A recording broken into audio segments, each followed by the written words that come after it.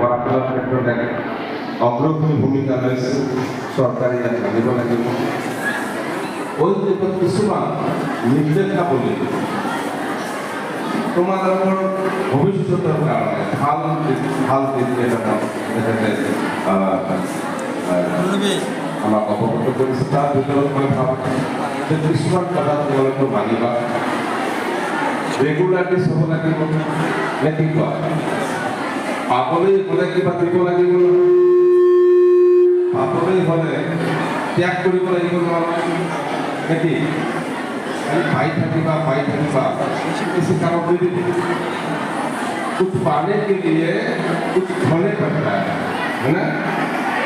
और সেইকাৰণে কৈছো যে তোমালোকে ৰেগুলাৰ টেষ্টটো মেইনটেইন কৰিবা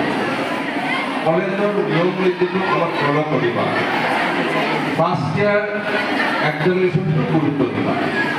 সেকেন্ড ইয়াৰটো দিব লাগিব মিনিমাম এটেন্ডেন্স মিনিমাম এটা মাৰ্ক তাৰে ভিতৰত বিয়াৰ যাতে নহয় আমাৰ স্নাতকৰ ভিতৰত অৰ্থাৎ BA পাছ কৰাৰ আগত আমাৰ ছোৱালীবিলাকৰ যাতে বিয়া নহয় এই ক্ষেত্ৰত মুখ্যমন্ত্ৰী গুৰুত্ব আৰোপ কৰিছে ইয়াৰ অন্তৰ্গত নিশ্চয় এটা প্ৰধান উদ্দেশ্য যে আমাৰ নাৰীসকল মহিলাসকল সবলীকৰণ হওক আৰ্থিক অৱস্থাৰ ভিতৰত তেওঁলোকেও জড়িত হৈ পৰক সংখ্যা মেইনটেইন কৰাৰ ক্ষেত্ৰত তেখেতৰো নাৰীসকল মহিলাসকলৰ এটা ভূমিকা থাকক কৰ্মসংস্থানৰ ক্ষেত্ৰত মহিলাসকল সবলীকৰণ হওক আগুৱাই যাওক ইয়াত সকলো বহুতখিনি উদ্দেশ্য জড়িত হৈ আছে মই ভাবোঁ যে মানকাছৰ অঞ্চলত এতিয়া আমি মানকাছৰ ক'ব লাগিব যিহেতু মানকাছৰ আমি তোমালোক কৰি আছোঁ আপোনালোকে মোক দিছিল মোক নিৰ্দেশ হিচাপে আপোনালোকে দিছিলে মই মানকাছৰ গৈছোঁ গতিকে মই মানকাছৰ উপস্থিত সকলো ছাত্ৰ ছাত্ৰীসকলক অনুৰোধ জনাম যে এই ক্ষেত্ৰত এই বৰং কৰিলে হয় এইটো চেক কৰি তোমালোকে নকৰিব হিতাধিকাৰীও নহয় বুলি মুখ্যমন্ত্ৰী ই এক অৰিহণা ই এক প্ৰগতি ই এক ধাৰা এই আঁচনিবোৰ এক ধাৰা মই ভাবোঁ যে এই আঁচনিৰ দ্বাৰা অসমখন অতি সোনকালে শিক্ষাৰ ক্ষেত্ৰত এটা ভাল পাৰ্চেণ্টেজ আহক ভাল ৰেজাল্ট আহক ভাল ৰেজাল্ট কৰিব লাগিব মানুহকে সহায় আৰু সহযোগিতা আগবঢ়াই আছে আৰু কৰিব ল'ৰাবিলাকৰ কাৰণে চিন্তা কৰি আছে তো এই ক্ষেত্ৰত যদি আমি 2-3 বছৰ ভিতৰত যদি আমি ৰেজাল্ট নাপাওঁ চৰকাৰ উদাসীন হ'ব না আৰু যদি এটেণ্ডেঞ্চ যদি একেই থাকে এটেণ্ডেঞ্চ যদি উপস্থিতি যদি কলেজত একেই থাকে তথাপি চৰকাৰে উদাসীন হ'ব যে আমাৰ আঁচনি তোমাক ত্ৰুটি থাকিব নেকি আমাৰ কথাবিলাক ভালকৈ বুজি নাপাওঁ নেকি আমাৰ মহিলাসকল ছোৱালীসকল গতিকে মই ভাবোঁ যে এই আঁচনি খুব সহায় নাছিল এক অভিলাষী আছিল অসমৰ ভিতৰত তোমালোকে দেখাই দিবা অইন ৰাজ্যবিলাকক দেখাই দিবা যে অসম চৰকাৰে যি পদক্ষেপ লৈছে আমাৰ কাৰণে ই সঁচাকৈয়ে প্ৰয়োজনীয় আছিল আৰু চাওক ভাৰতবৰ্ষৰ অইন ৰাজ্যবিলাক আপোনালোকে চাওক আমি এই আঁচনিৰ দ্বাৰা আমি কিমান আগুৱাই গ'লোঁ হয়নে এইটো মেছেজ দিব লাগিব নহয় গতিকে সকলোকে মই খুব ভালৰ পৰা আন্তৰিক শুভেচ্ছা জ্ঞাপন কৰিছোঁ এই আঁচনিৰ জৰিয়তে আৰু উপস্থিত ইমান ভাল উপস্থিতি মই দেখিছোঁ মই এটা অনুৰোধ জনাই যাম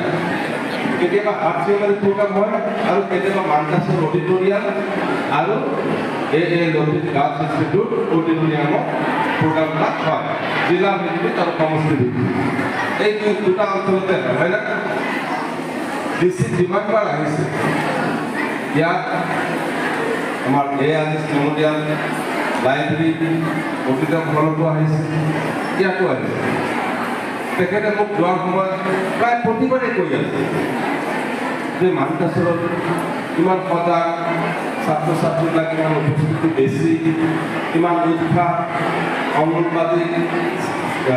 অংগনবাদী হওক বা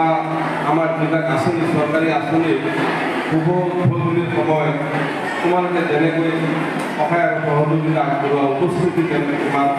এইটো কিন্তু মানে ৰাতিপুৱা নহ'লে কিন্তু উপস্থিতি কমি যায়, উৎসাহ উদ্দীপনা কমি যায়। আমাৰ আব্দুল্লাহ বহুত কষ্ট পায়। আমাৰ স্থানীয় কিছু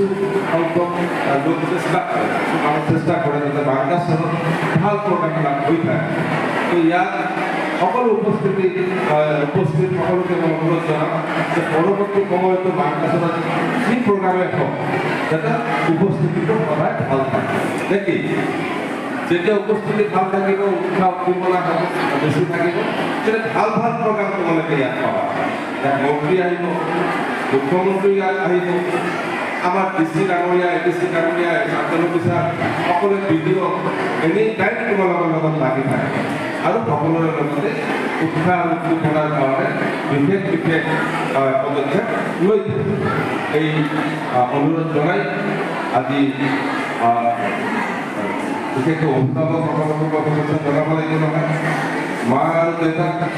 শুভেচ্ছা জনাব লাগিব নে নাই? খালি ছাত্ৰীসকলক জনালে হ'ব, মা আৰু দেউতাক জনাব লাগিব। তেওঁলোকে যথেষ্ট মই ভাবোঁ যে আত্মসন্তুষ্টি এটা ভিতৰত পাইছে, এটা সকাহ পাইছে। বিশেষকৈ অৰ্থনৈতিক অৱস্থাসকলৰ ইমান এটা প্ৰজ্ঞান নহয়, চাইকেলে